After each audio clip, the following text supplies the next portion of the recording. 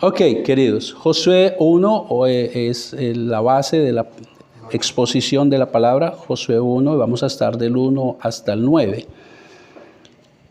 Yo pienso que no me equivoco cuando afirmo que todos en la vida hemos pasado por situaciones muy complicadas. Todos en la vida hemos vivido momentos muy difíciles en que uno se siente desmayar.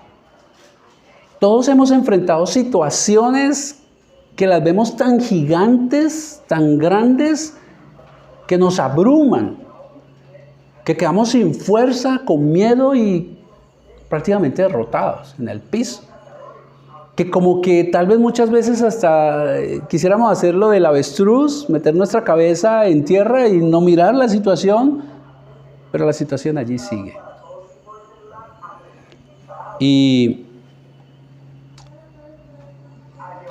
no sé si, como les mencioné ahora rato, hay algo que en este momento usted esté viviendo en situación parecida. ¿Y qué voy a hacer? ¿Qué vamos a hacer con esta situación? Hoy veremos cómo Josué, un siervo de Dios, un siervo fiel del Señor, tuvo que enfrentar una situación tan abrumadora, tan grande, que lo llevó a estar con miedos. Tener miedo no es pecaminoso, es parte de nuestra naturaleza. Y vamos a ver cómo Dios lo levantó, cómo Dios le aumentó la fe para que pudiera enfrentar esa situación que se le avecinaba. Y lo primero que vamos a ver es la situación. ¿Qué situación estaba viviendo Josué? Versículo 1 y 2. Aconteció, después de la muerte de Moisés, siervo de Jehová, que Jehová habló a Josué, hijo de Nun, servidor de Moisés, diciendo: mi siervo Moisés ha muerto. Ahora pues, levántate y pasa este Jordán, tú y todo este pueblo, a la tierra que yo les doy a los hijos de Israel. ¿Cuál era la situación?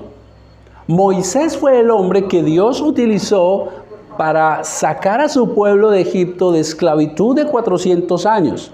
Moisés fue el que acompañó en el desierto por 40 años a esta muchedumbre.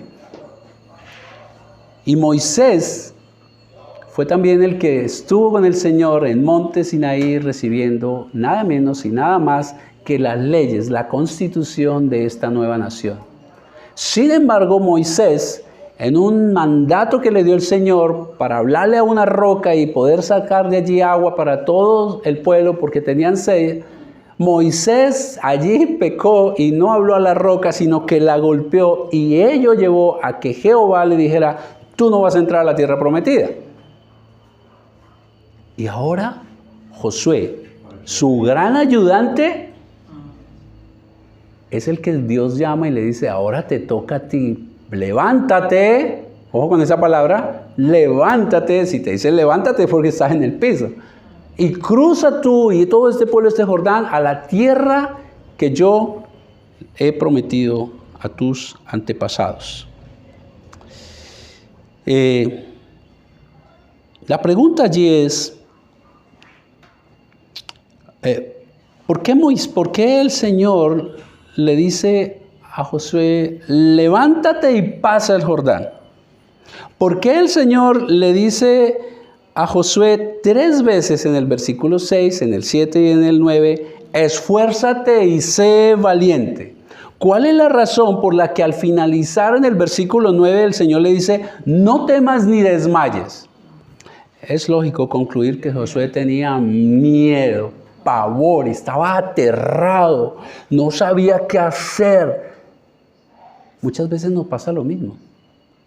Y eso que él vio todo lo que Dios hizo de maravillas en el pueblo durante 40 años. Y nosotros también hemos visto en nuestra vida hacia atrás todo lo que Jehová ha hecho con nosotros, pero hay momentos, y es válido, queridos, cuando se nos presenta algo que nos aterra y como que olvidamos todo ello. Ahora, ¿por qué tenía miedo? Veamos 3 razoncitas. La primera, Josué conocía muy bien a este pueblo. José conocía que este pueblo, a pesar de que Jehová hizo maravillas para sacarlos del pueblo de Egipto con todas las plagas, que este pueblo, a pesar de que Dios abrió el Mar Rojo y pudo pasar por él un gran milagro, que este pueblo durante toda la travesía del desierto fue alimentado con maná. Josué había visto que este pueblo, inclusive Dios lo había acompañado con sombra en el día a través de la nube y con fuego en la noche. Pero que además de eso, cuando ellos protestaron por el maná, el Señor hizo caer perdices en abundancia. Pero ¿sabe qué conocía Josué de este pueblo también? Lo duro, testarudo que era con Dios. ¡Ah! Cómo extrañamos esas ollas llenas de carne en Egipto, aunque éramos esclavos. Y era gratis. Y terminaron adorando un becerro de oro. Josué conocía lo terco que era este pueblo.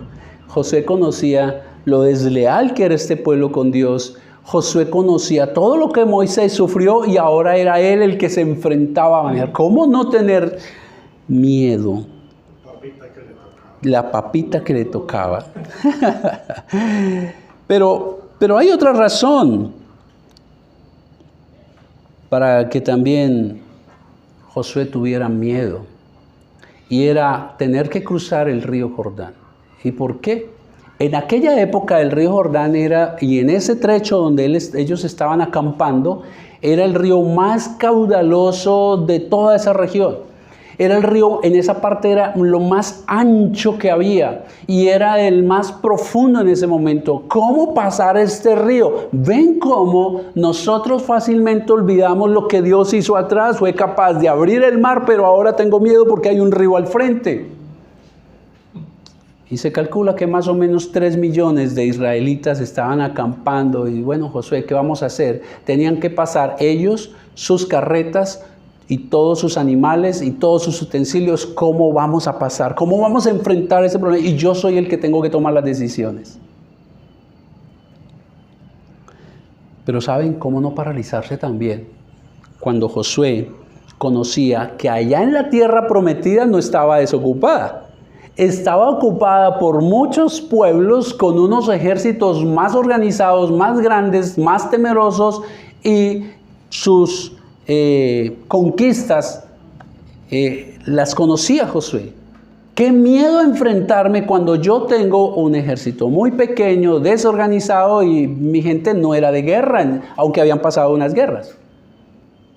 ¿Cómo no atemorizarse? Es obvio entender que como humano, él tenía muchas razones para tener miedo. Ojo, ante el futuro, porque era lo que tenía que hacer. Queridos, como todo el mundo, nosotros también vivimos situaciones que nos producen incertidumbres, miedos, una enfermedad, problemas económicos, relaciones rotas, situaciones emocionales, etcétera, etcétera. Pero como cristianos, además de estas situaciones que son normales a todo el mundo, nosotros también tenemos enemigos como cristianos. Y no estoy hablando de personas. Estoy hablando de unos enemigos que la Biblia misma nos enseña que tenemos todos los creyentes en Cristo. Un enemigo es el mundo. No me refiero a las personas, sino al sistema de valores del mundo. El sistema de valores de esta sociedad que desprecia a Dios. Para ellos ser corrupto es normal. Y entonces se nos complica la vida cuando somos empresarios y vamos y nos estrellamos nos piden una coima o algo. Los jóvenes que hacen trampa son pilos para este mundo. Las mentiras piadosas son necesarias. Ser feliz es lo más importante sin importar cómo se logre. Esos son los valores de este mundo. El poder y las posesiones son el gran motivador para nuestras vidas, o para sus vidas más bien. El tener muchos amigos en redes sociales se ha convertido en éxito. Pero no es el único enemigo que tenemos los cristianos.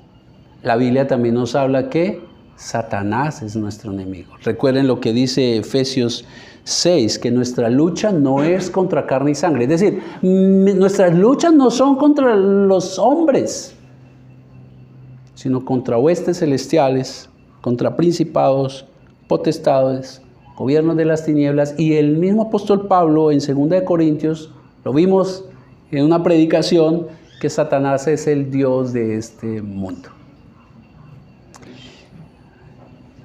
Es él quien anda como león buscando a quien devorar con sus mentiras.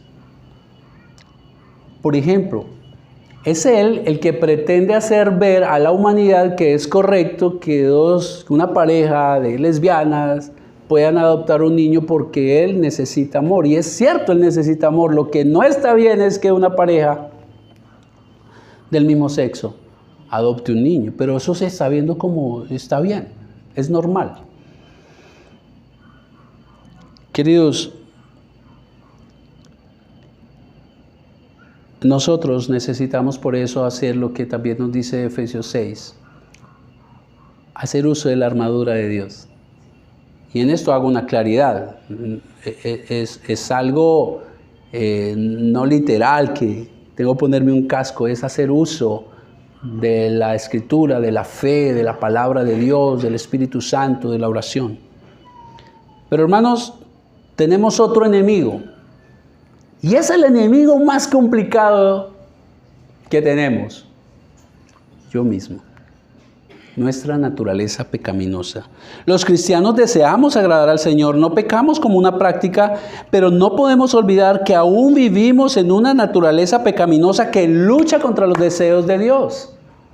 El apóstol Pablo en Romanos 7:21 nos expresó la lucha que él y todo cristiano tiene. Dijo así: así que queriendo yo hacer el bien, hallo esta ley, que el mal está en mí. Quiero agradar a Dios, pero vivo en una naturaleza pecaminosa que solamente hasta que muera o hasta cuando Dios, si Él viene y estamos vivos, allí terminará. 3 grandes enemigos, y este enemigo sí que hay que conquistarlo, hermanos. Yo no puedo ir a conquistar el mundo. Yo no puedo derrotar a Satanás porque ya está derrotado por Cristo en la cruz. Pero aún tengo un enemigo y soy yo mismo. Y ese hay que vencerlo. El mundo, Satanás y mi naturaleza no son enemigos pequeños, hermanos. Y debemos no paralizarnos, sino levantarnos para enfrentarlos. Versículo 2, el Señor dice: mi siervo Moisés ha muerto ahora, pues levántate y pasa este Jordán. ¿Sabe qué dice la Biblia católica? Dice, el texto lo dice así: ahora comienzas a actuar. Me encantó esa traducción de la Biblia católica. No dice levántate, dice ahora comienzas a actuar. Tú. Pasa el Jordán que tienes a la vista, tú y todo este pueblo. Actuar. Algo que pocos hacemos. A veces nos pasamos pensando en el problema, y un amigo que tuve me dijo: mucho análisis produce parálisis. Ya no está Moisés. Es una responsabilidad que Josué no puede esquivar. Nadie puede vivir la vida por usted, querido. Es usted quien tiene que enfrentar sus propias luchas. Hay un momento en que tenemos que dejar de lamer nuestras heridas. Hay un momento en el que basta ya de la pasividad. Hay que sacudirse los miedos, tomar acción, levantarse y avanzar. Es lo que mandó el Señor a Josué, a pesar de sus miedos, de la situación y de estar abrumado por ella. Levántate. La Biblia católica, es el momento en que tú tienes que actuar. Veamos cómo podemos levantarnos y avanzar. Cómo Dios, porque Dios no solo ordena, Dios nos dice el cómo. Eso es lo hermoso de mi Señor. Haz esto y hazlo de esta manera. ¿cómo podemos avanzar? ¿Cómo Dios ayudó a este hombre derrotado? No por las circunstancias, observen, él todavía no estaba cruzando el mar, todavía no estaba enfrentando a los guerreros, sino derrotado a sí mismo. Y lo primero, vamos a leer versículos 3 al 6. Allí está el cómo. Sigue hablando el Señor a Josué. Yo, refiriéndose a Jehová, os he entregado, como lo había dicho a Moisés, todo lugar que pisare la planta de vuestros pies. Desde el desierto y el Líbano hasta el gran río Éufrates, toda la tierra de los heteos hasta el gran mar donde se pone el sol, será vuestro territorio. Nadie te podrá hacer frente en todos los días de tu vida, Josué. Como estuve con Moisés, estaré contigo. Yo no te dejaré ni te desampararé. Josué, esfuérzate y sé valiente. Aquí está la razón, porque tú repartirás a este pueblo por heredad la tierra de la cual juré a sus padres que la daría a ellos. Lo primero que Josué tiene, que Dios le dice a Josué que va a levantar su ánimo y por lo cual él puede tomar fuerza, levantarse y actuar, y es lo mismo para usted y para mí, bien que esté viviendo ahorita o en el futuro pueda haber una circunstancia difícil, es que tenemos las promesas de Dios. Amén. Versículo 3. Yo os he entregado. Ojo que está en pasado. Yo, como si ya hubiese sido. Yo os he entregado, como lo había dicho Moisés, todo lugar que pisare la planta de vuestro pie. Observen que Dios le ha ordenado a Josué pasar a la tierra prometida. Sin embargo, aún no han pasado y Dios le dice, yo os he entregado. El verbo está en pasado. Es como si ya la poseyeran. Queridos, las promesas de Dios siempre son un hecho cumplido. Son ciertísimas. Hay seguridad en las promesas del Señor. El Señor en Éxodo 33 le prometió a Moisés cumplir la promesa que le hizo a Abraham de llevarlos a la tierra prometida, a un lugar de descanso. Y ahora levanta el ánimo de Josué asegurándole, diciéndole que es un hecho que la conquistará a pesar de las dificultades que tendrá que enfrentar.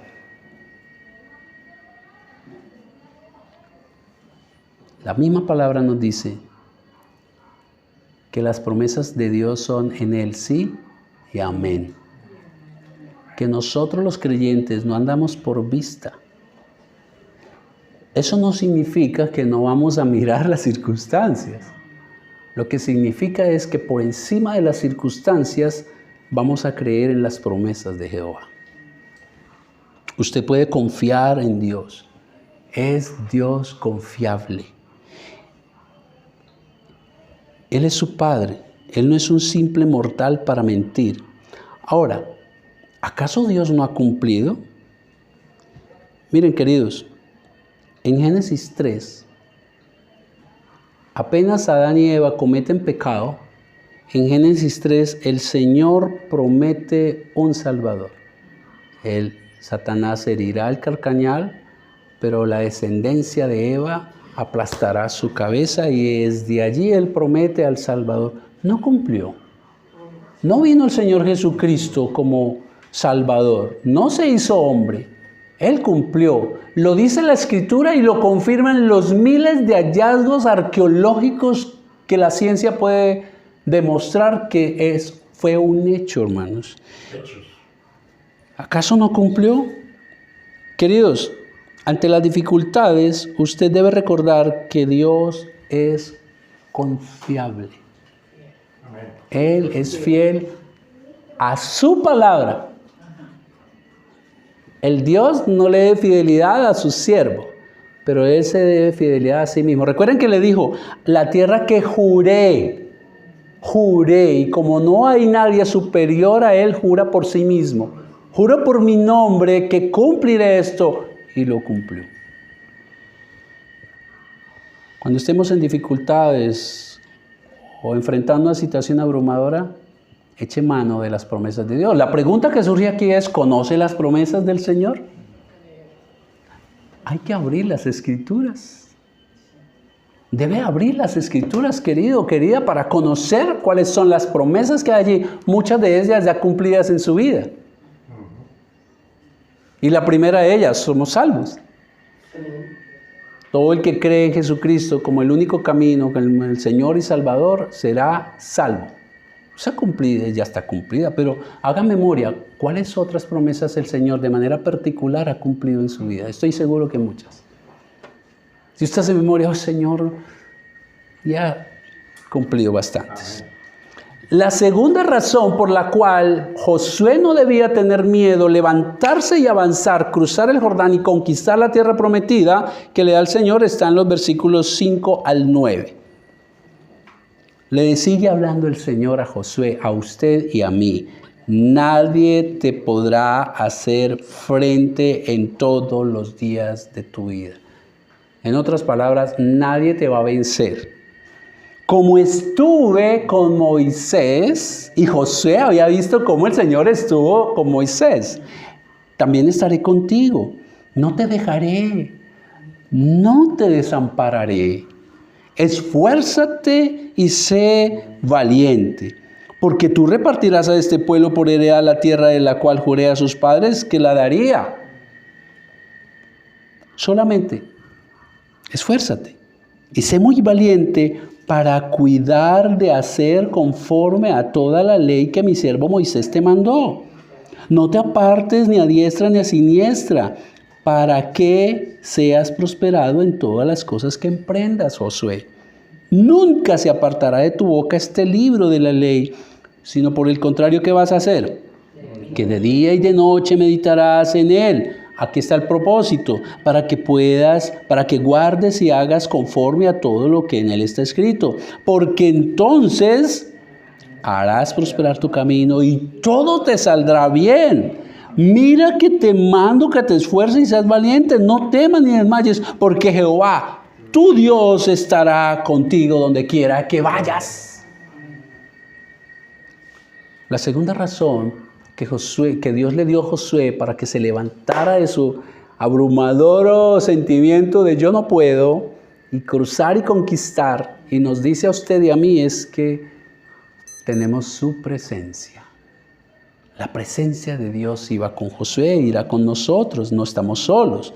Para la ardua labor que tenía que enfrentar, Josué ahora podía hacerlo con valentía, porque no lo haría en sus propias fuerzas tan limitadas. Ahora tenía la seguridad que así como Jehová estuvo con sus antepasados, Abraham, Isaac, Moisés, su pueblo, ahora también estaría a su favor en esta gran misión. Les invito a que pasen unas 2 hojitas ahí al capítulo 5.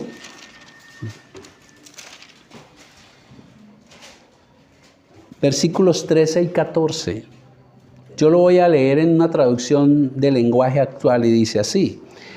O sea, ya Josué se había levantado, pasó, y resulta que, escuchen, en una ocasión Josué se acercó a Jericó, su primer conquista, y vio a un hombre frente a él con una espada en la mano. Y entonces Josué se le acercó y le dijo, ¿eres de los nuestros o eres enemigo? ¿Eres de los nuestros o eres enemigo? ¿Qué hago? ¿Qué hago? Y entonces este hombre le dice, no soy enemigo, acabo de llegar. Y escuchen quién era. Soy el comandante del ejército del Señor.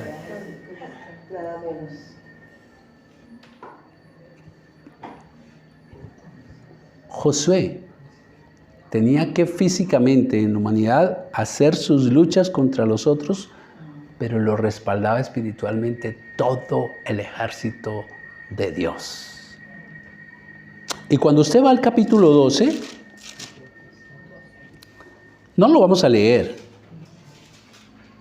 pero va a ver una lista larga de todos los reyes derrotados por mano de Josué a través de la compañía del ejército celestial.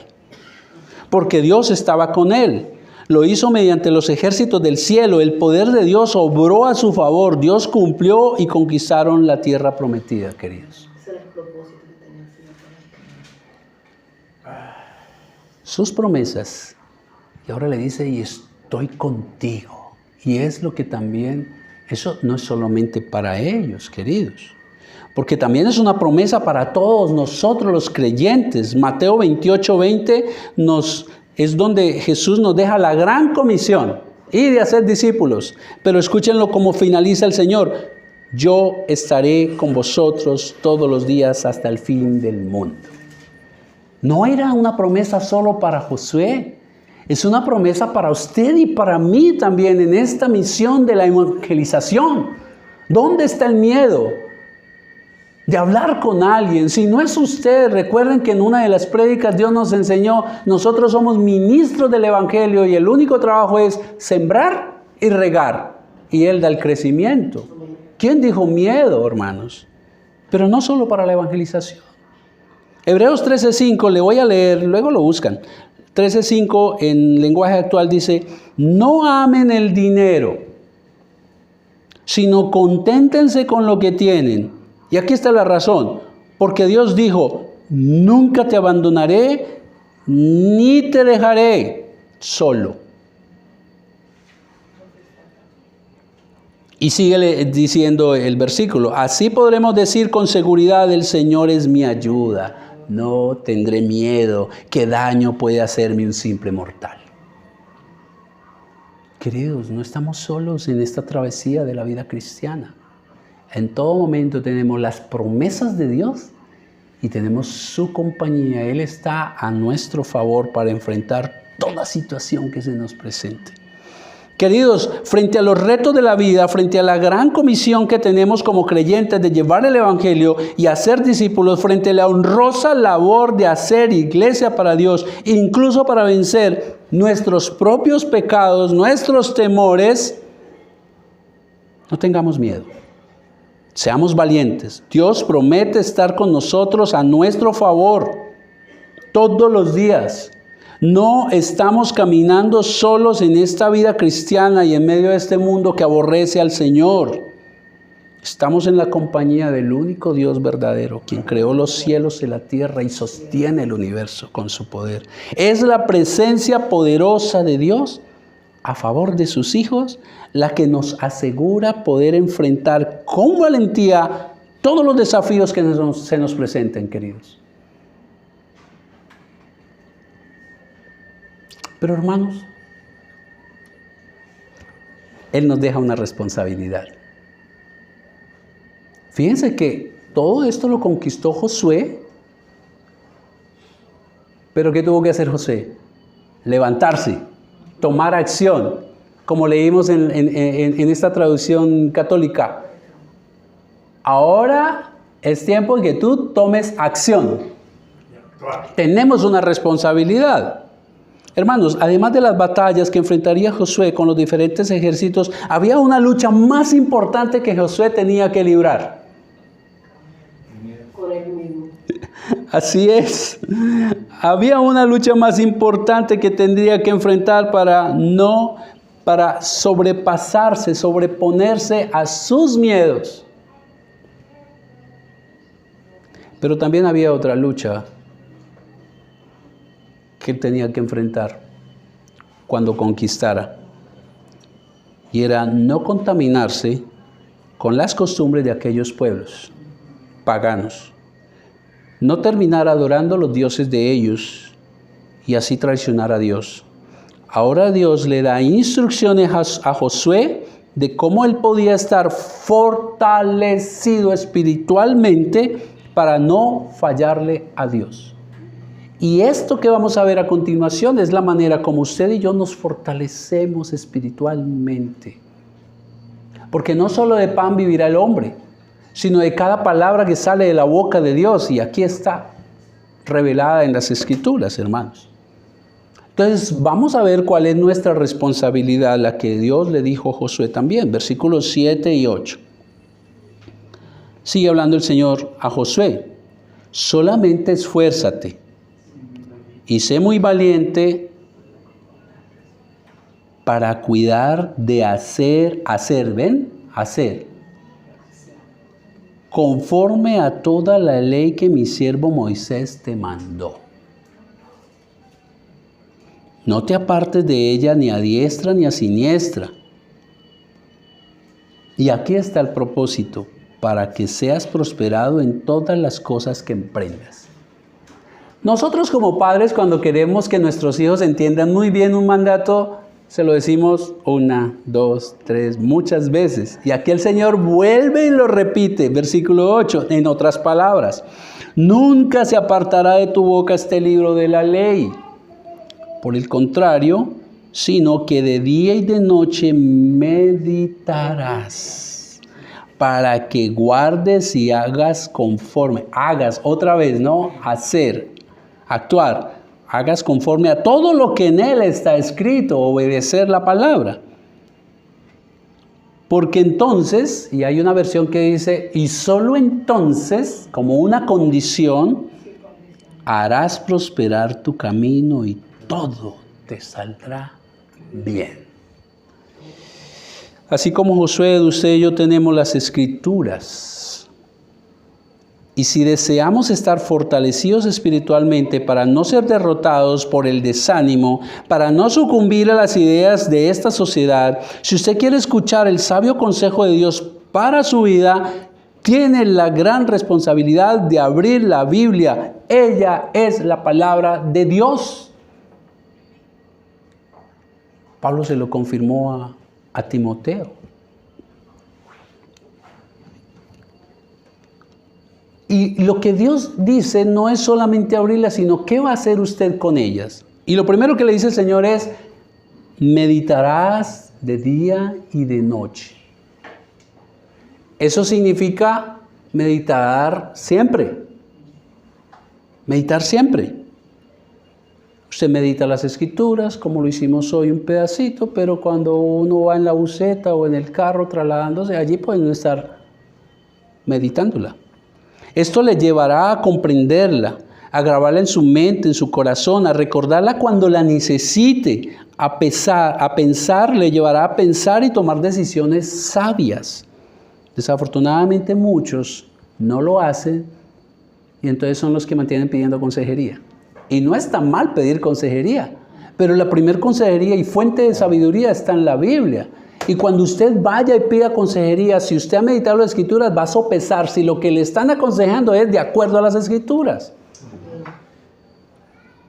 Y yo le agrego algo más, y es que cuando usted y yo meditamos en las Escrituras, entonces vamos a poder filtrar toda predicación. Hacer como los debería, si se ajusta y si es palabra de Dios. Queridos,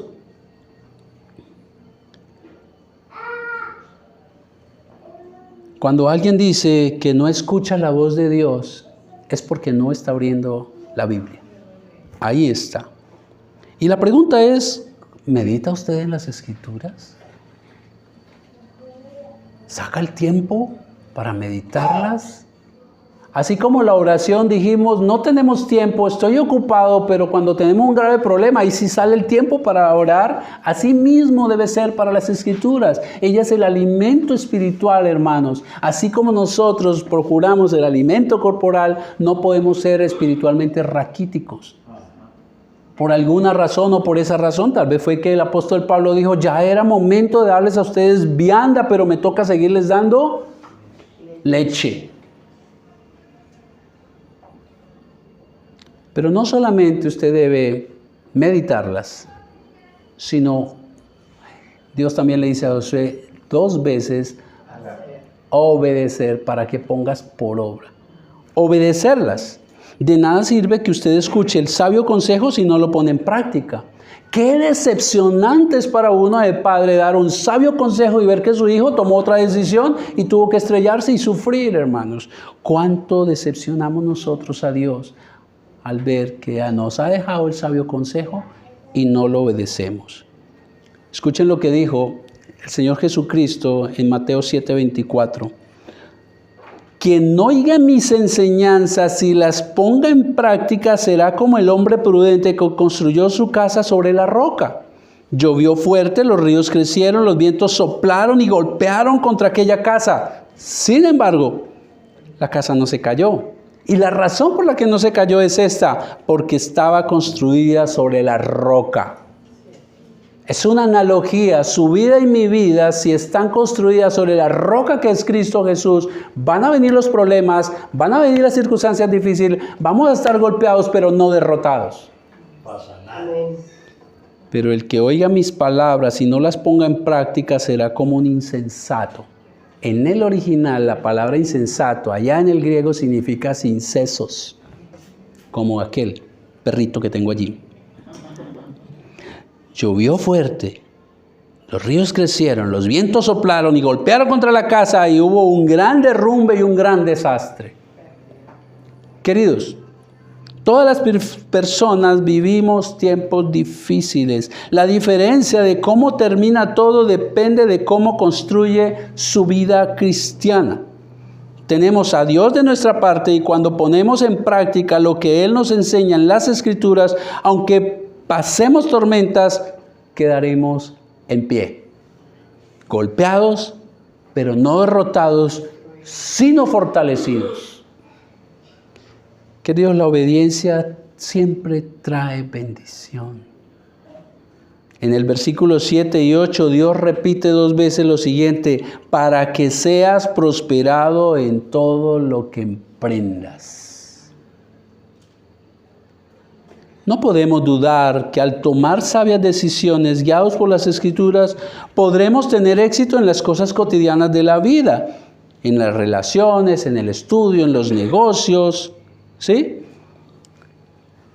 El éxito, sin embargo, el éxito de un cristiano está más allá de las cosas cotidianas, hermanos. Tiene que ver más con la conquista de nuestras tentaciones, del pecado.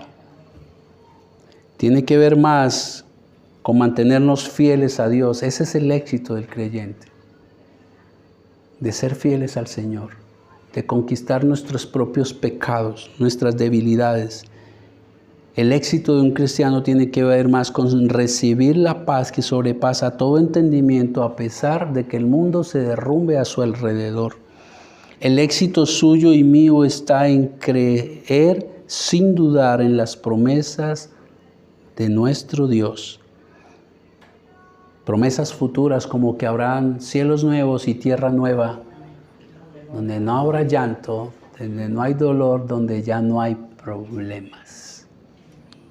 Somos, en términos de turismo, somos pasajeros en tránsito. Este no es nuestro destino final. Nuestro verdadero éxito está en confiar en Dios, nuestro Padre. Ese es el fin de todo esto, que terminemos realmente confiando en Él. Y concluyo como concluyó el Señor Jesús, el Señor Jehová, con Josué. Con esto cerró. Broche de oro. Y ahora póngale su nombre. Mira, que te mando, que te esfuerces y seas valiente. No temas ni desmayes, porque Jehová, tu Dios, estará contigo donde quiera que vayas. Meditemos, por favor. Tómese allí un momento y pregunte y responda qué le ha dicho el Señor.